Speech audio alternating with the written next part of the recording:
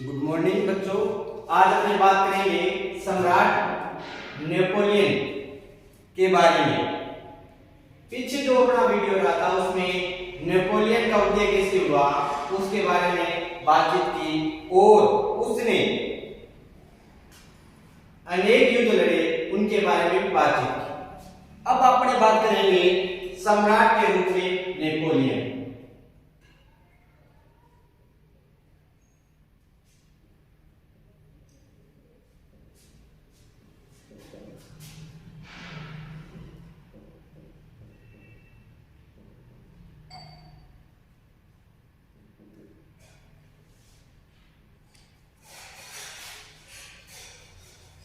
Napoleon पूरे 10 वर्ष तक सम्राट रहा।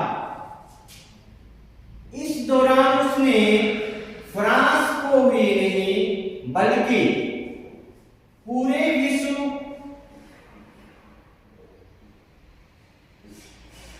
को प्रभावित किया।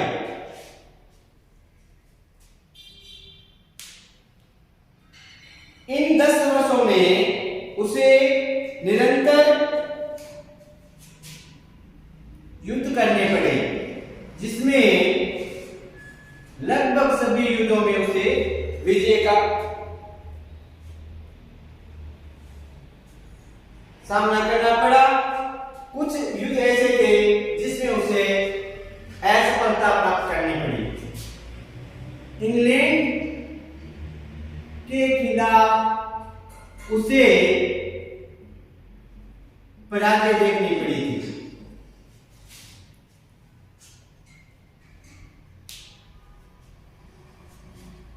फिर भी इन 10 वर्षों की अवधि में संपूर्ण यूरोप का घटना चक्र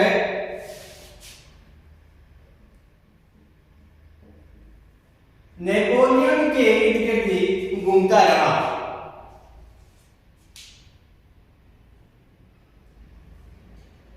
वह यूरोपीय राजनीति का केंद्र बिंदु बना रहा। इसलिए इन 10 वर्षों को इतिहास में नेपोलियन के युग के नाम से जाना जाता है। ये जो 10 वर्ष थे वो नेपोलियन युग के नाम से भी जाना जाता है।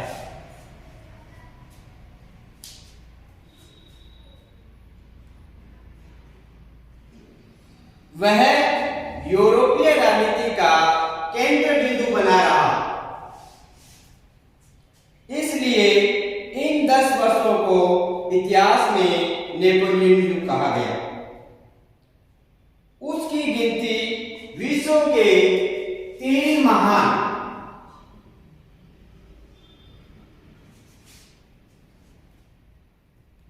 विजेताओं के साथ की जाती है।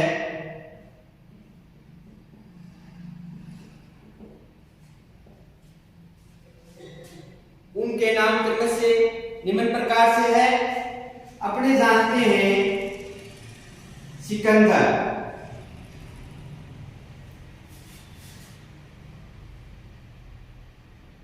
सीजर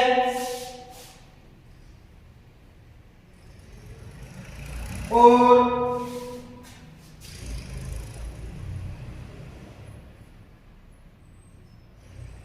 चार्लेमेन।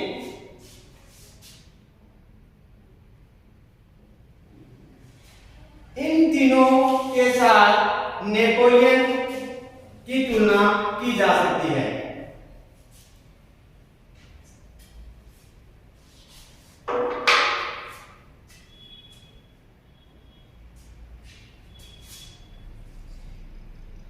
यूरोप की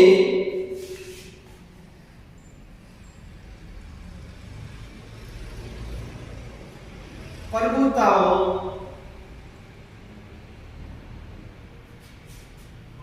का प्रयास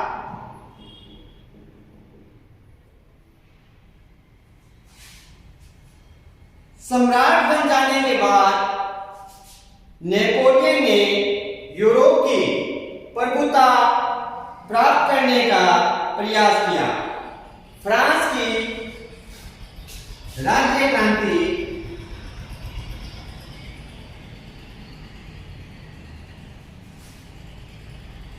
ने यूरोप के सभी देशों को चिंतित कर रखा था। फ्रांस के विरुद्ध गुप्त बनाकर संघर्ष करने के लिए तैयार थे, परंतु नेपोलियन से इंग्लैंड के अलावा अन्य देशों के साथ समय समय पर उन्हें पराजित किया। अंत में इंग्लैंड और फ्रांस में अर्मोन्स की संधि हो गई, जिसकी चर्चा अपने पीछे कर चुके हैं। जब इंग्लैंड में आर्मोन्स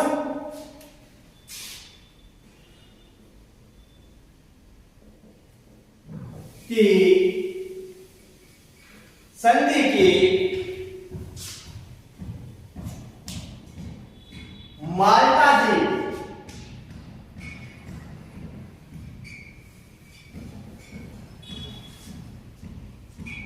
खाली करने से इनकार कर दिया, तो नेपोलियन ने इंग्लैंड के विरुद्ध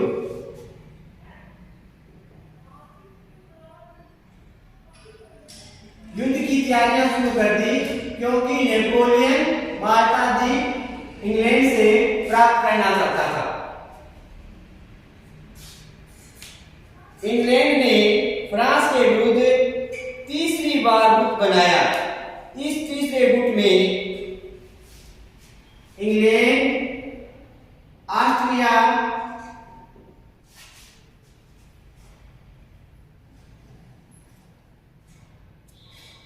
रूस और स्वीडन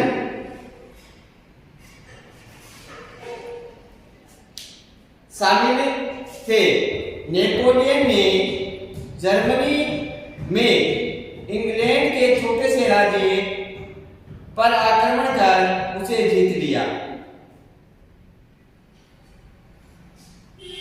इंग्लैंड और फ्रांस के मध्य जल युद्ध हुआ।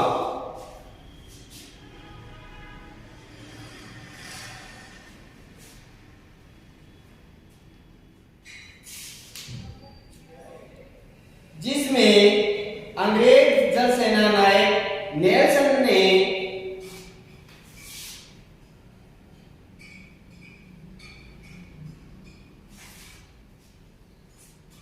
फ्रांस तथा स्पेन के संयुक्त जहाजों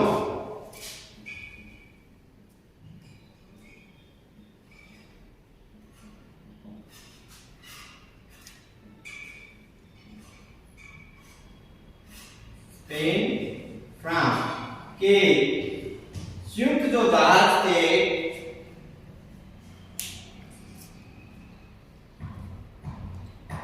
उनके बेड़ों को पूरी तरह नष्ट कर दिया।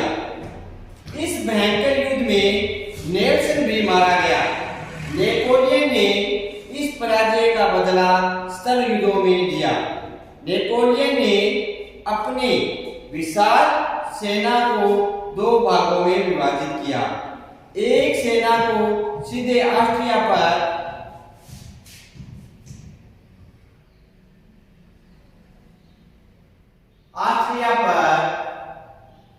आक्रमण करने के लिए तैयार किया। ऑस्ट्रिया का सेना नायक 80,000 सैनिकों के साथ सामना करने के लिए वहां पर डटा हुआ था। नेपोलियन की दूसरी सेना ने 500 मील का लंबा चक्कर लगा के ऑस्ट्रिया की सेना को पीछे से दबोच लिया। इस युद्ध में बिना अधिक रक्तपात के ऑस्ट्रिया के 60,000 सैनिक और 30 जनरल बंदी बना लिए गए और 120 तोपों पर फ्रांस का अधिकार हो गया। इस सफलता ने फ्रांसीसी सेना के लिए राजधानी का मार्ग खोल दिया। 3 सप्ताह के बाद एक विजेता के रूप में नेपोलियन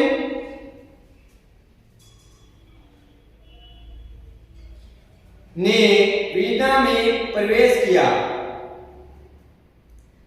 ऑस्ट्रियन सम्राट पहले से ही राजधानी छोड़ के भाग चुका था ताकि रूसी सेना से संपर्क कायम किया जा सके।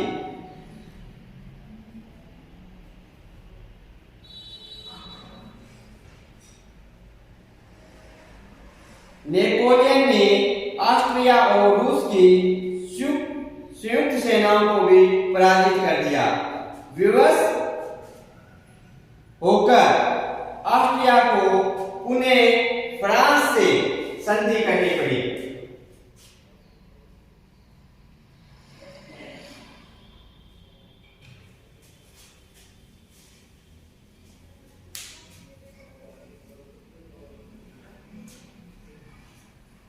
जब नेपोलियन राजाओं का निर्माता बन गया तो उसने राजाओं की सृष्टि की अब तक ठिकाने मात्र थे, उनके जागीरदारों को राजा का पद दिया गया। नेपल्स के रिक्त शासन पर उसने अपने भाई जोसेफ को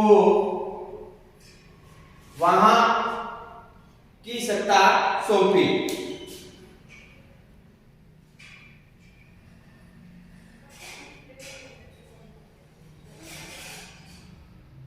नेपोलियन ने अपने दूसरे भाई लुई को दूसरे प्रांत पर राजा बनाया। इसके बाद उसने जर्मनी का रूपांतर किया। उसने अनेक छोटे छोटे जर्मन राज्यों को समाप्त कर दिया और उनका एक संघ का निर्माण किया। नेपोलियन को अपना संरक्षक माना। इसके बाद पवित्र रोमन साम्राज्य को समाप्त कर दिया गया। रोमन साम्राज्य लगभग 1000 वर्ष से चला आ रहा था। जर्मनी की बहुत सी छोटी छोटी रियासतों पर इसका वर्चस्व बना हुआ था। ऑस्ट्रिया के सम्राट फ्रांसीसी को पवित्र रोमन सम्राट का पद त्यागने के लिए विवश किया। इस प्रकार औपचारिक रूप से इस साम्राज्य का अंत हो गया।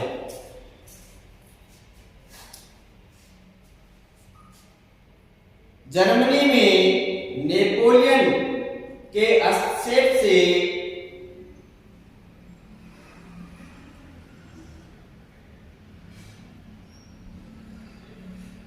कई देश नाराज हो गए क्योंकि वे जर्मनी का एक प्रमुख राज्य था और मौजूदा अव्यवस्था का लाभ उठाकर स्वयं अपना राज्य बढ़ाना चाहता था।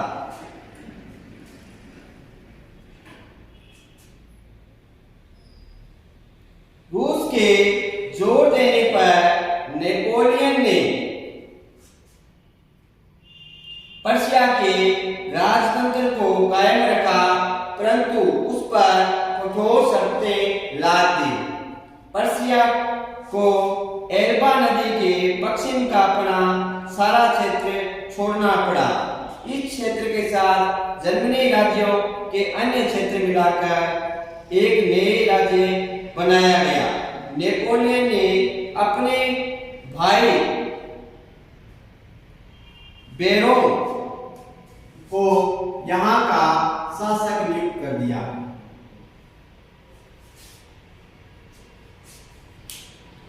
इस प्रकार 2 वर्षों के भीतर ही नेपोलियन ने ऑस्ट्रिया, एशिया और रूस की शक्ति को चकनाचूर कर दिया। यूरोप को कोई सेना अब उसके सामने टिक नहीं सकती थी। अब केवल इंग्लैंड ही बाकी रह गया था।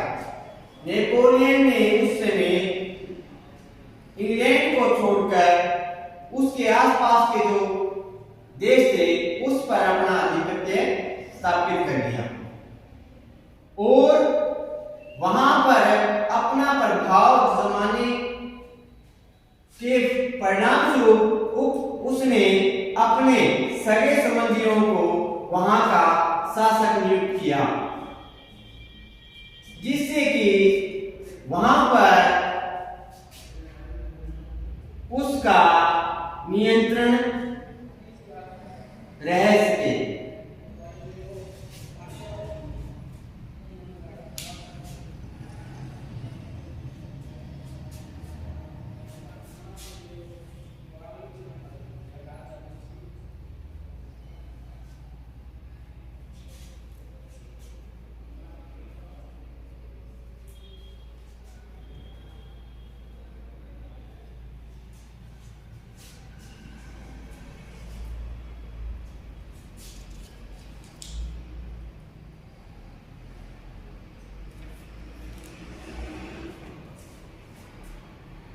महाद्वीपीय प्रणाली।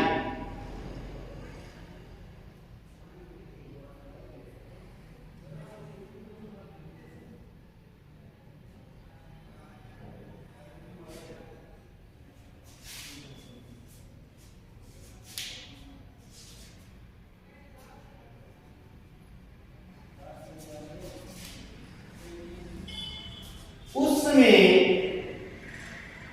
इंग्लैंड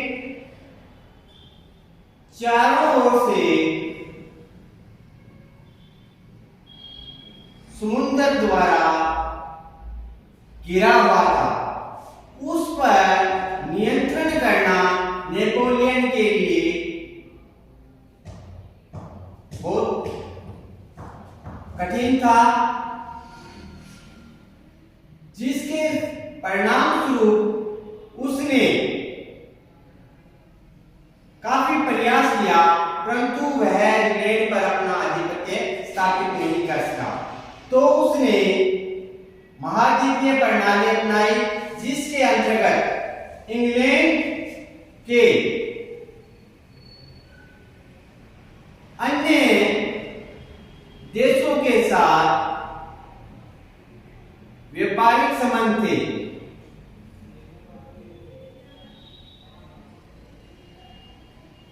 व्यापारिक संबंध थे। इंग्लैंड उन देशों से आयात और निर्यात करता था।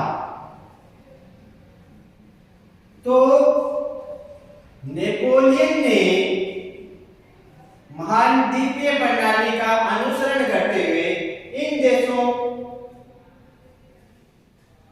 को आदेश दिया कि इंग्लैंड के जहाज उन देशों में प्रवेश ना करें, क्योंकि उनसे व्यापार किया जाता था।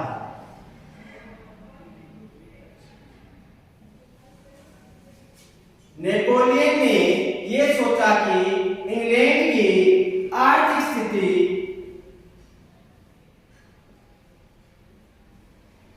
कमजोर कर दी जाए तो वह विवश होकर फ्रांस की अधीनता को स्वीकार कर लेगा।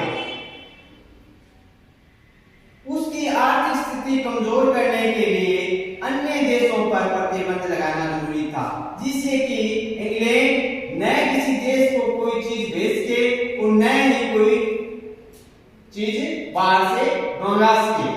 परिणाम स्वरूप फ्रांस ने कठोरता से अन्य देशों पर यह नियम थोपा कि वे इंग्लैंड के जहाज अपने देश में प्रवेश न करने दें।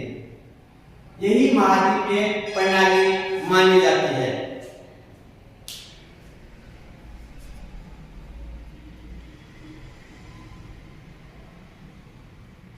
नेपोलियन को विश्वास था कि अप्रत्यक्ष रूप से तो वह उसे पराजित नहीं कर सकता, परंतु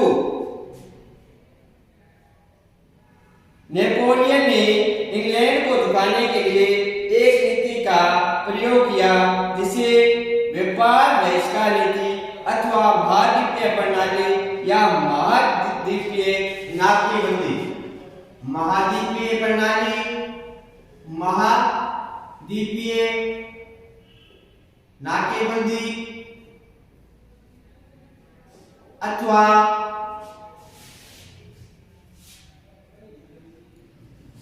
व्यापार बहिष्कार नीति के नाम से भी जाना जाता है।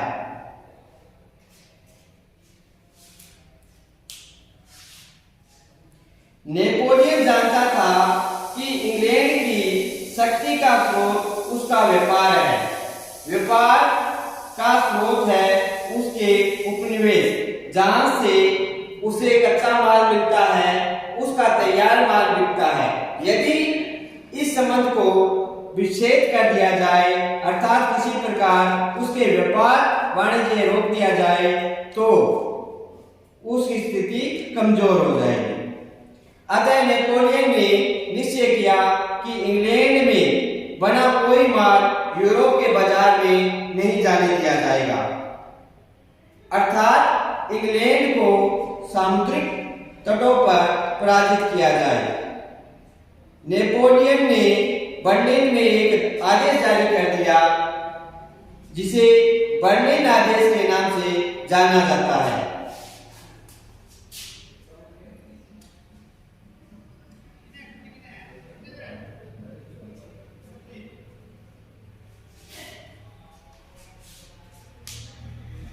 इसके द्वारा ब्रिटिश द्वीप का व्यापार निषेध कर दिया गया और यूरोप के सभी बंदरगाह इंग्लैंड के जहाजों के लिए बंद कर दिए गए। आदेश का उल्लंघन करके इंग्लैंड से आने वाले जहाजों का माल सहित जब्त कर लेने को कहा गया, क्योंकि इस समय यूरोप के अधिकांश देश नेपोलियन से डरे हुए थे।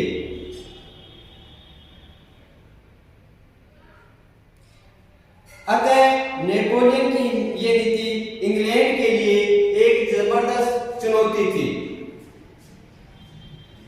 परंतु इंग्लैंड इससे विचलित नहीं हुआ और उसने इसका उत्तर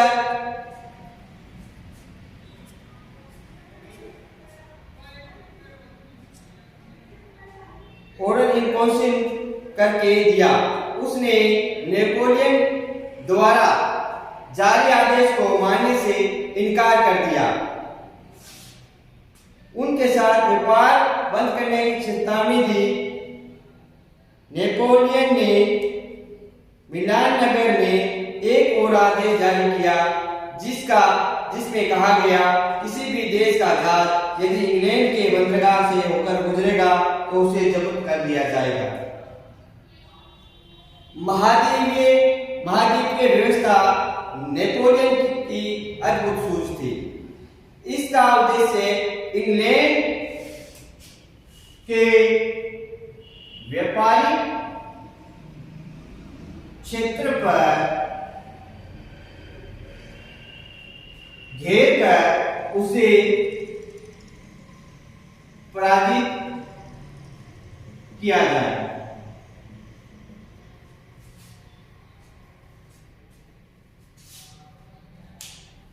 महाद्वीपीय नीति के परिणाम स्वरूप नेपोलियन तथा यूरोप के लिए आत्मघातक सिद्ध हुए। ये जो देश थे, ये प्रत्यक्ष रूप से माल ना मंगाकर अप्रत्यक्ष रूप वहां से माल मंगाने लगे, क्योंकि जो अन्य देश थे उनको अपनी सेना के लिए अनेक चीजें इंग्लैंड से प्राप्त होती थी, जिसके परिणाम स्वरूप ये विवश होकर इन्होंने इंग्लैंड से छुप छुप कर ये माल मंगाना शुरू कर दिया।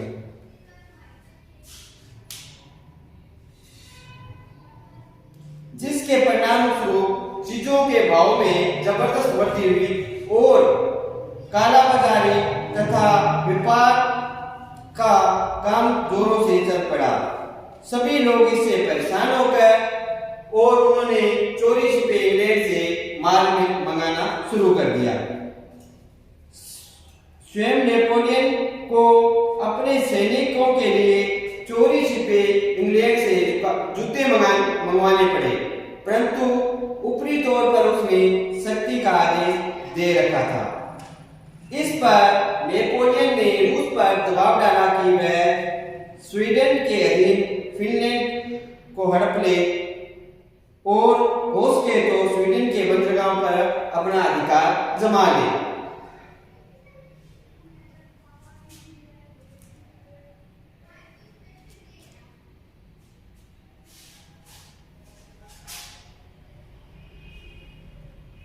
ये जो उसकी नीति थी उससे उसे काफी नुकसान हुआ, उससे उसकी भी चारों ओर निंदा की गई। अब बात करेंगे पोप से शत्रुता।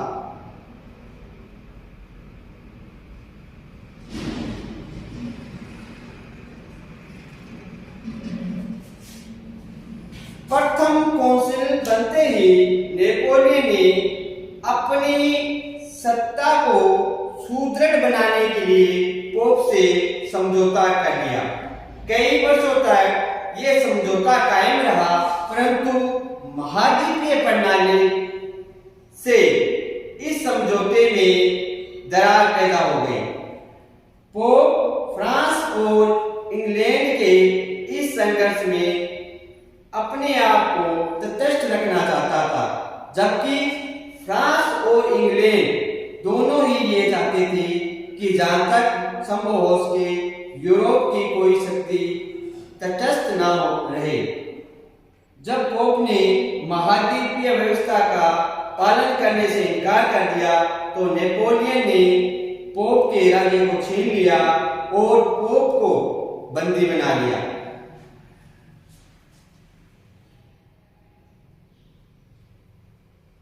और कई वर्षों तक पोप बंदी बना रहा। परिणाम स्वरूप एक बार उन्हें राजनीति ने धर्म को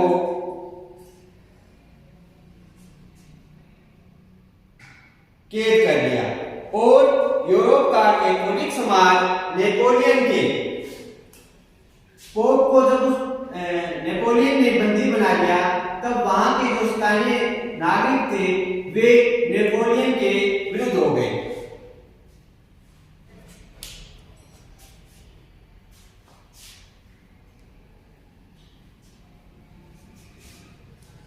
स्पेन का राष्ट्रीय आंदोलन।